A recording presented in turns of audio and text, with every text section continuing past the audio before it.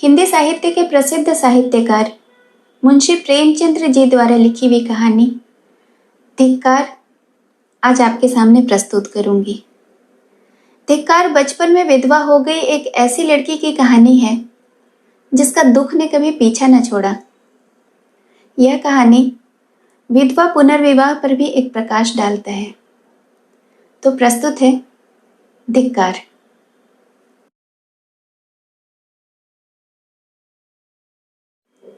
अनाथ और विधवा मानी के लिए जीवन में अब रोने के सिवाय दूसरा अवलंब न था। वह 5 वर्ष की थी जब पिता का देहांत हो गया। माता ने किसी तरह उसका पालन किया। 16 वर्ष की अवस्था में मोहल्ले वालों की मदद से उसका विवाह भी हो गया, पर साल के अंदर ही माता और पति दोनों विदा हो गए। इस विपत्ति में उसे अपने चचा वंशीधर के सिवाय और कोई न नजर आया जो उसे आश्रय देता। वंशीधर ने अब तक जो व्यवहार किया था उससे यह आशा न हो सकती थी कि वहां वह शांति के साथ रह सकेगी, पर वह सब कुछ सहने को तैयार थी, सब कुछ करने को तैयार थी। वह गाली, झिड़की, मारपीट सब सह लेगी। कोई उस पर संदेह तो न करेगा, उस पर मिथ्या लांछन तो न लगाएगा, शोधों और लुच्चों से उसकी रक्षा तो होती रहेगी। वंशीधर को कुल की मर्यादा की कुछ चिंता हुई। मानी की याचना को वह अस्वीकार न कर सके। लेकिन 2-4 महीने में ही मानी को मालूम हो गया कि इस घर में बहुत दिनों तक उसका निवाह न होगा। वह घर का सारा काम करती, इशारों पर नाचती, सबको खुश रखने की कोशिश करती, पर न जाने क्यों चचा और चाची दोनों उससे जलते रहते। उसके आते ही मेहरे अलग कर दी गई थी। नहाने धुलाने के लिए एक लौंडा था, उसे भी जवाब दे दिया गया था। पर मानी से इतना उबार होने पर भी चचा और चाची न जाने क्यों उससे मुंह फुलाए रहते थे। कभी चचा घुड़कियां जमाते, कभी चाची कोसती, यहाँ तक कि उसकी चचेरी बहन ललिता भी बात बात पर उसे गालियां देती थी। घर भर में केवल उसके चचेरे भाई गोकुल को ही उससे सहानुभूति थी। उसी की बातों में कुछ स्नेह का परिचय मिलता था। वह अपनी माता का स्वभाव जानता था। अगर वह उसे समझाने की चेष्टा करता या खुल्लम खुल्ला मानी का पक्ष लेता तो मानी को एक घड़ी घर में रहना कठिन हो जाता था। इसीलिए उसकी सहानुभूति मानी को दिलासा देने तक ही रह जाती थी। वह कहता, बहन, मुझे कहीं नौकर हो जाने दो, फिर तुम्हारे कष्टों का अंत हो जाएगा। तब देखूंगा कौन तुम्हें तिरछी आंखों से देखता है। जब तक पढ़ता हूं तभी तक तुम्हारे बुरे दिन हैं। माने यह स्नेह में डूबी हुई बात सुनकर पुलकित हो जाती और उसका रोआ रोआ गोकुल को आशीर्वाद देने लगता। आज ललिता का विवाह है। सवेरे से ही मेहमानों का आना जाना शुरू है। गहनों की झनकार से घर गूंज रहा है। माने भी मेहमानों को देख देख कर खुश हो रही है। उसके देह पर कोई आभूषण नहीं, न उसे सुंदर कपड़े दिए गए हैं, फिर भी उसका मुख प्रसन्न है। आधी रात हो गई थी। विवाह का मुहूर्त निकट आ गया था। जनवासे से चढ़ावे की चीजें आईं। सभी औरतें उत्सुक हो होकर उन चीजों को देखने लगी। ललिता को आभूषण पहनाए जाने लगे। मानी के हृदय में बहुत इच्छा हुई कि जाकर वधू को देखे। अभी जो कल बालिका थी उसे आज वधू के वेश में देखने की इच्छा को वह रोक न सकी। वह मुस्कुराते हुए कमरे में घुसी। सहसा उसकी चाची ने झिड़क कर कहा, तुझे यहां किसने बुलाया? निकल जा यहां से। मानी ने बड़ी बड़ी यातनाएं सही थी, पर आज की वह झिड़की उसके हृदय में वाण की तरह चुभ गई। उसका मन उसे धिक्कारने लगा। तेरे छिछोरेपन का यही पुरस्कार है? यहां सुहागिनों के बीच तेरे आने की क्या जरूरत थी? वह खिसियाई हुई कमरे से निकली और एकांत में बैठकर रोने के लिए ऊपर चली गई। सहसा जीने पर उसकी इंद्रनाथ से मुठभेड़ हो गई। इंद्रनाथ गोकुल का सहपाठी और परम मित्र था। वह भी न्योते में आया हुआ था। इस वक्त गोकुल को खोजने के लिए ऊपर आया था। मानी को वह 2 बार देख चुका था और यह भी जानता था कि यहाँ उसके साथ बड़ा दुर्व्यवहार किया जाता है। चाची की बातों की भनक उसके कान में पड़ गई थी। मानी को ऊपर जाते देख उसके चित्त का भाव समझ गया और उसे सांत्वना देने के लिए ऊपर आया, मगर दरवाजा भीतर से बंद था। मानी मेज के पास खड़ी रो रही थी। उसने धीरे से कहा, मानी, द्वार खोलो। मानी उसकी आवाज सुनकर कोने में छिप गई और गंभीर स्वर में बोली, क्या काम है? इंद्रनाथ ने गद्दर स्वर में कहा, मैं तुम्हारे पैर पड़ता हूं मानी, द्वार खोल दो। यह स्नेह में डूबा हुआ विनय मानी के लिए अभूतपूर्व था। इस निर्दय संसार में कोई उससे ऐसी विनती भी कर सकता है, इसकी उसे स्वप्न में भी कल्पना न थी। मानी ने कांपते हुए हाथों से द्वार खोल दिया। इंद्रनाथ झटपट कमरे में घुसा। देखा कि छत के पंखे के कड़े से एक रस्सी लटक रही है। उसका हृदय कांप उठा। उसने तुरंत जेब से चाकू निकाली और रस्सी काट दी और बोला, क्या करने जा रही थी मानी? जानती हो इस अपराध का दंड क्या है? मानी ने गर्दन झुकार कर कहा, इस दंड से कोई और दंड कठोर हो सकता है?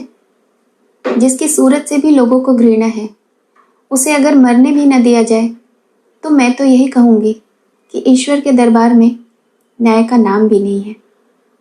तुम मेरी दशा का अनुभव नहीं कर सकते। इंद्रनाथ की आंखें सजल हो गई। मानी की बातों में कितना कठोर सत्य भरा हुआ था। बोला, सदा ये दिन नहीं रहेंगे मानी। अगर तुम यह समझ रही हो कि संसार में तुम्हारा कोई नहीं, तो ये तुम्हारा भ्रम है। संसार में कम से कम एक मनुष्य ऐसा है जिसे तुम्हारे प्राण अपने प्राणों से भी अधिक प्यारे होते हैं। सहसा गोकुल आता हुआ दिखाई दिया। मानी कमरे से निकल गई। इंद्रनाथ के शब्दों ने उसके मन में एक तूफान सा उठा दिया था। उसका क्या आशय है यह उसकी समझ में ना आया। फिर भी आज उसे अपना जीवन सार्थक मालूम हो रहा था। उसके अंधकार में जीवन में एक प्रकाश का उदय हो गया था। इंद्रनाथ को वहां बैठे और मानी को कमरे से जाते हुए देखकर गोकुल को कुछ खटक गया। उसकी त्योरियां बदल गईं। कठोर स्वर में बोला, तुम यहां कब आए? इंद्रनाथ ने अविचलित भाव में कहा, तुम्ही को खोजता हुआ यहां तक आया था। तुम यहां न मिले तो नीचे लौटा जा रहा था। अगर चला गया होता तो इस वक्त तुम्हें यह कमरा बंद मिलता और पंखे के कड़े में एक लाश लटकती हुई नजर आती। गोकुल ने समझा यह अपने अपराध को छिपाने के लिए बहाना निकाल रहा है। तीव्र कंठ से बोला, तुम यह विश्वासघात करोगे? मुझे ऐसी आशा न थी। इंद्रनाथ का चेहरा लाल हो गया। वह आवेश में खड़ा होकर बोला, मुझे यह आशा न थी कि तुम मुझ पर इतना बड़ा लांछन रख दोगे। मुझे न मालूम था कि तुम मुझे इतना नीच और कुटिल समझते हो। मानी तुम्हारे लिए तिरस्कार की वस्तु हो, लेकिन मेरे लिए वह श्रद्धा की वस्तु है और रहेगी। मुझे तुम्हारे सामने अपनी सफाई देने की कोई जरूरत नहीं। मानी मेरे लिए उससे कहीं अधिक पवित्र है जितना तुम समझते हो। मैं नहीं चाहता था कि इस वक्त तुमसे यह बातें करूं। इसके लिए अनुकूल परिस्थिति की राह देख रहा था, लेकिन मामला आ जाने पर कहना ही पड़ रहा है। यह तो मैं जानता था कि मानी का तुम्हारे घर में कोई आदर नहीं, लेकिन तुम लोग उसे इतना नीच और त्याज्य समझते हो, यह आज तुम्हारी माता जी की बातें सुनकर मालूम हुआ। केवल इतनी सी बात के लिए कि वह चढ़ावे के गहने देखने चली गई, तुम्हारी माता ने उसे बुरी तरह झिड़का, जैसे कोई कुत्ते को भी न झिड़केगा। तुम कहोगे इसमें मैं क्या करूं? मैं कर ही क्या सकता हूं? जिस घर में एक अनाथ स्त्री पर इतना अत्याचार हो, उस घर का पानी पीना भी हराम है।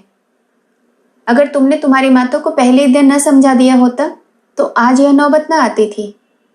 तुम इस इल्जाम से नहीं बच सकते। आज तुम्हारे घर में उत्सव है।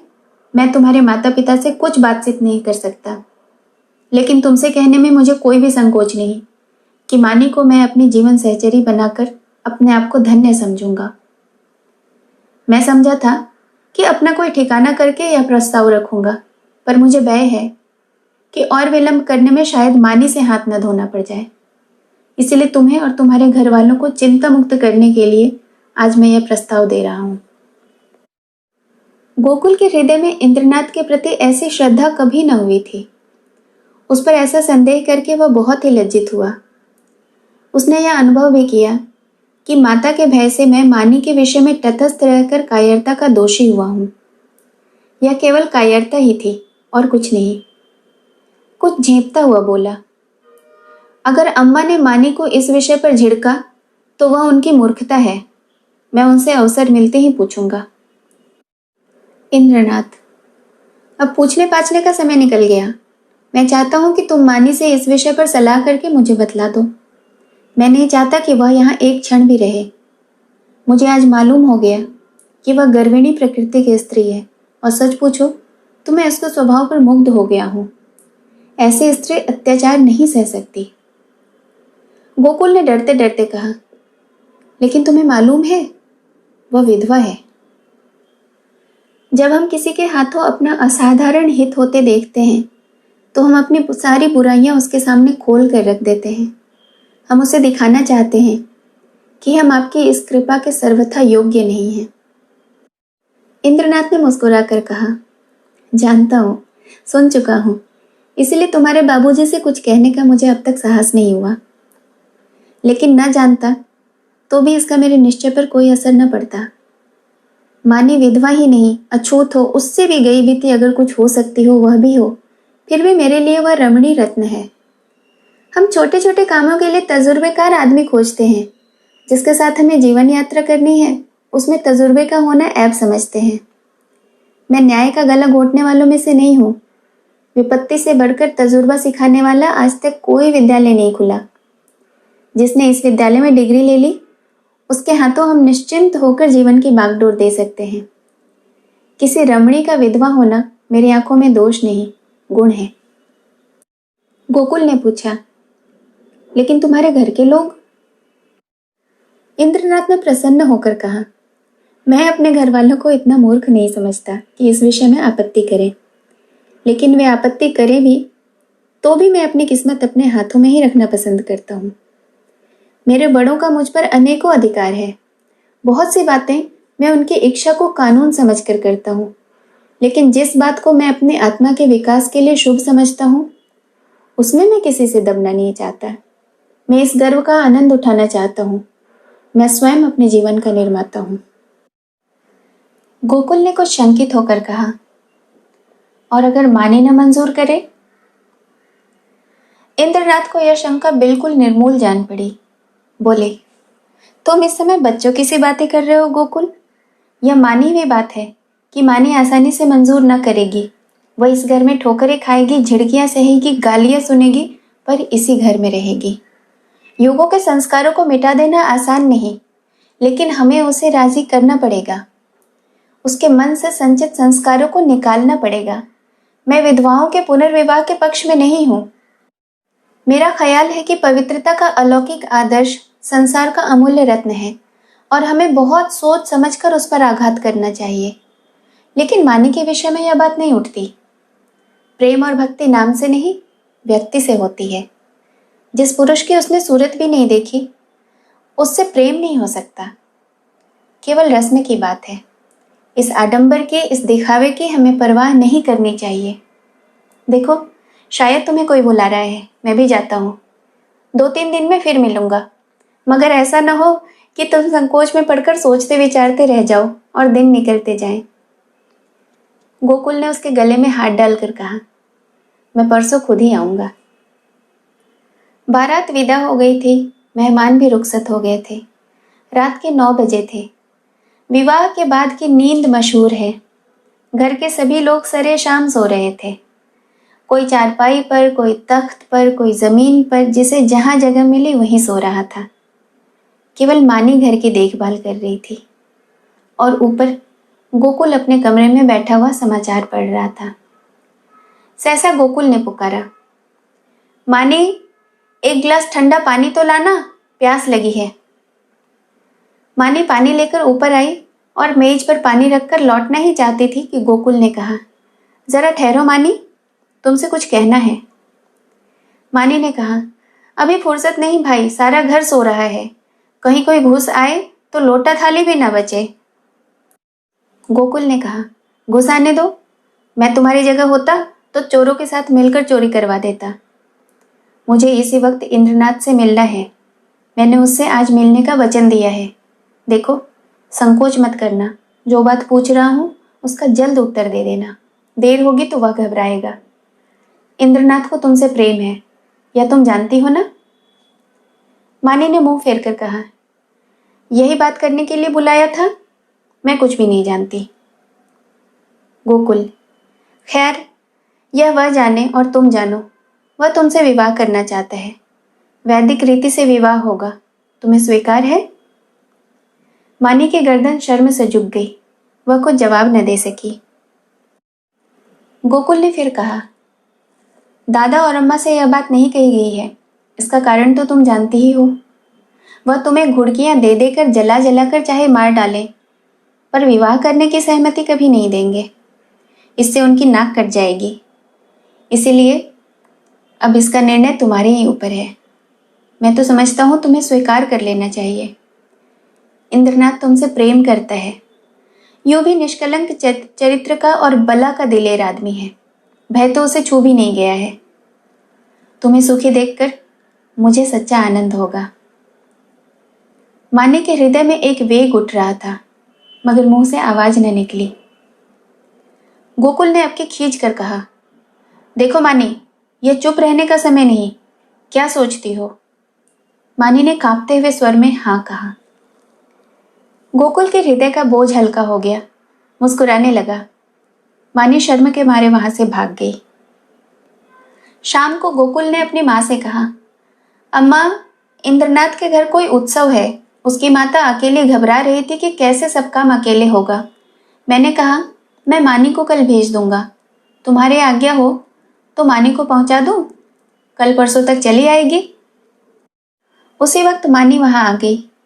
गोकुल ने उसे कनखियों से ताका। मानी लज्जा से गड़ गई। भागने का रास्ता न मिला।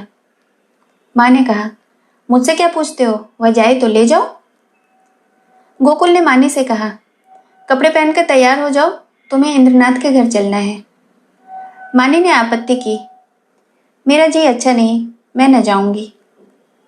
गोकुल की माँ ने कहा, चली क्यों नहीं जाती? क्या वहां कोई पहाड़ खोदना है? माँ ने एक सफेद साड़ी पहनकर तांगे पर बैठी तो उसका हृदय कांप रहा था और बार बार आंखों में आंसू भर आते थे। उसका हृदय बैठा जाता था, मानो नदी में डूबने जा रही हो। तांगा कुछ दूर निकल गया तो उसने गोकुल से कहा, भैया, मेरा जी न जाने कैसा हो रहा है। घर चलो, मैं तुम्हारे पैर पड़ती हूँ। गोकुल ने कहा, तू पागल है? वहां सब लोग तेरी राह देख रहे हैं और तू कहती है लौट चलो। मानी, मेरा मन कहता है कुछ अनिष्ट होने वाला है। गोकुल, और मेरा मन कहता है तू रानी बनने जा रही है। मानी, 10-5 दिन ठहर क्यों नहीं जाते? कह देना बीमार है। गोकुल, पागलों की सी बातें न किया करो। मानी, लोग कितना हंसेंगे। गोकुल, मैं शुभ कार्य में किसी की हंसी की परवाह नहीं करता। मानी, अम्मा तुम्हें घर में न घुसने देगी, मेरे कारण तुम्हें भी झिड़कियां मिलेंगी। गोकुल, इसकी कोई परवाह नहीं, उसकी तो आदत ही है। तांगा पहुंच गया। इंद्रनाथ की माता विचारशील महिला थी। उन्होंने आकर वधु को उतारा और भीतर ले गई। गोकुल वहां से चला तो 11 बज रहे थे। एक ओर तो शुभ कार्य पूरा करने का आनंद था, दूसरी ओर भय था कि कल मानी न जाएगी तो लोगों को क्या जवाब दूंगा। उसने निश्चय किया, चलकर साफ साफ कह दूं, छिपाना व्यर्थ है। आज नहीं कल, कल नहीं परसों तो सब कुछ कहना ही पड़ेगा। आज ही क्यों न कह दूं? यह निश्चय करके वह घर में दाखिल हुआ। माता ने किवाड़ खोलते हुए कहा, इतनी रात तक क्या करने लगे? उसे भी क्यों न लेते आए? कल सवेरे चौका बर्तन कौन करेगा? गोकुल ने सिर झुकाकर कहा, अब तो वह शायद लौट कर ना आए अम्मा। उसके वहीं रहने का प्रबंध हो गया है। माता ने आंखें फाड़कर कहा, क्या बकता है? भला वह वहां कैसे रहेगी? गोकुल, इंद्रनाथ से उसका विवाह हो गया। माता मानो आकाश से गिर पड़ी। उन्हें कुछ सुध न रहे कि उसके मुंह से क्या निकल रहा है। कुलंगार, भड़वा, हरामजादा, न जाने क्या क्या कहा। यहाँ तक कि गोकुल भी धैर्य चरम सीमा का उल्लंघन कर गया। उसका मुंह लाल हो गया, त्योरियां चढ़ गई, बोला, अम्मा बस करो, अब मुझ में इससे ज्यादा सुनने का सामर्थ्य नहीं। अगर मैंने कोई अनुचित कर्म किया होता तो आपकी जूतियां खाकर भी सर न उठाता, मगर मैंने कोई अनुचित कर्म नहीं किया। मैंने वही किया जो ऐसी दशा में मेरा कर्तव्य था और जो हर एक भले आदमी को करना चाहिए। तुम मूर्खा हो, तुम्हें नहीं मालूम कि यह समय प्रगति का है? इसीलिए अब तक मैंने तुम्हारी सारी गालियां धैर्यपूर्वक सुनी। तुमने, और मुझे बहुत दुख के साथ कहना पड़ रहा है कि पिताजी ने भी मानी के जीवन को नरकीय बना रखा था।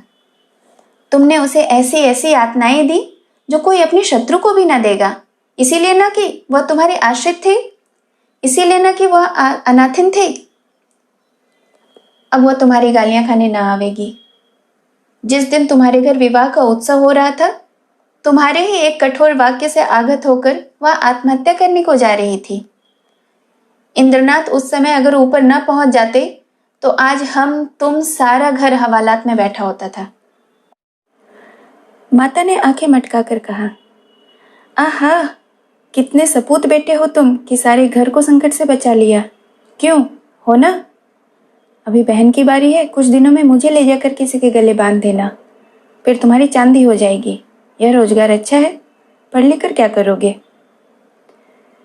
गोकुल मर्म वेदना से तिलमिला उठा, व्यथित कंठ से बोला, ईश्वर न करे कि कोई बालक तुम जैसी माता के गर्भ से जन्म ले। तुम्हारा मुंह भी देखना पाप है। यह कहता हुआ वह घर से निकल पड़ा और उन्मत्तों की भांति एक तरफ चल खड़ा हुआ। जोर के झोंके चल रहे थे, पर उसे ऐसा मालूम हो रहा था कि सांस लेने को भी हवा नहीं। एक सप्ताह बीत गया, गोकुल का कहीं पता नहीं। इंद्रनाथ को बंबई में एक जगह मिल गई थी, वह वहां चला गया था। वहां रहने का प्रबंध करके वह अपनी माता को तार देगा और तब सास और बहू वहां चली जाएंगी। वंशीधर को पहले संदेह हुआ कि गोकुल इंद्रनाथ के घर में छिपा होगा, पर जब वहां पता न चला तो उन्होंने सारे शहर में खोज-पूछ शुरू कर दी। जितने मिलने वाले मित्र, स्नेही, संबंधी थे, सभी के घर गए, पर सब जगह से साफ जवाब पाया। दिन भर दौड़ धूप कर शाम को जब घर आते तो स्त्री को आड़े हाथों लेते और कोसो लड़के को, पानी पी पी कर कोसो। न जाने तुम्हें कभी बुद्धि आएगी भी या नहीं। गई तो चुड़ैल जाने देती, एक बोझ सिर से टला, एक मेहरी रख लो काम चल जाएगा। जब वह न थी तो घर भूखों मरता था। विधवाओं के पुनर्विवाह चारों ओर हो रहे हैं, यह कोई अनहोनी बात नहीं है। हमारे बस की बात होती तो विधवा विवाह के पक्षपातियों को देश से निकाल देते, शाप देकर जला देते, लेकिन यह सब हमारे बस की बात नहीं है। फिर तुमसे इतना भी ना हो सका कि मुझसे तो पूछ लेती, मैं जो उचित समझता करता।